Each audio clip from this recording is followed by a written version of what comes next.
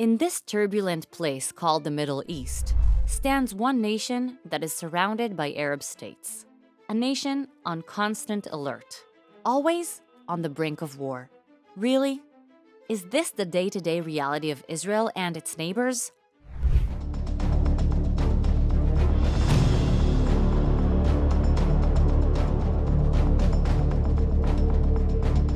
Let's start from the north, with Lebanon. In May 2000, the Israeli Defense Forces, the IDF, unilaterally withdrew from Lebanon after an 18-year presence. Despite the IDF's withdrawal from Lebanon and ceasefire agreements, Israel still faces a constant threat from Hezbollah, a well-funded and heavily armed Iranian proxy in the Middle East.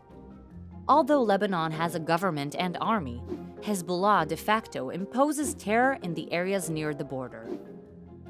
Missile launches, terrorist infiltrations, drones, anti-tank missiles, and a variety of other surprises arrive regularly from Lebanon and violently attack Israel under the headline of resistance to the occupation. In fact, these deadly and brutal attacks are carried out for extreme religious ideological reasons without any connection to the Israeli-Palestinian conflict. And since we've already mentioned Iran, it's surprising to discover that in the past, Iran and Israel were actually a love story. Until the end of the 1970s, the two maintained very close and completely normal relations. The government of the Shah, the king of Iran at the time, had an alliance with Israel. But then came the Islamic Revolution that brought the extremist Ayatollah regime to power.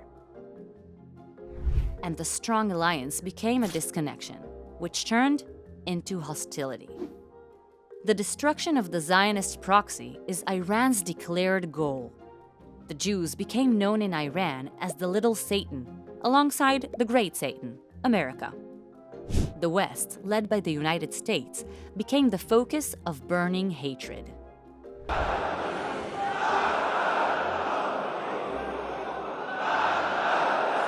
انتقامی از آنها خواهیم گرفت که روشان را تبدیل به شام سیاه خواهد کرد. همرزمان. Let's return to the map.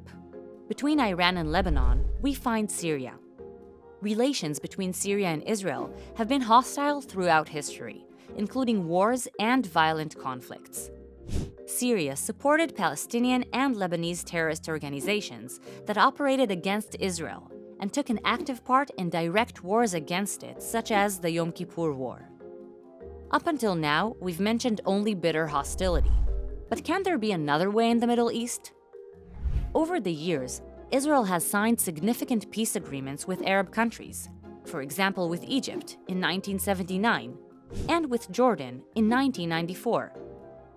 After many years in which it seemed that this would remain the status quo in the Middle East, in 2020, the Abraham Accords were also signed.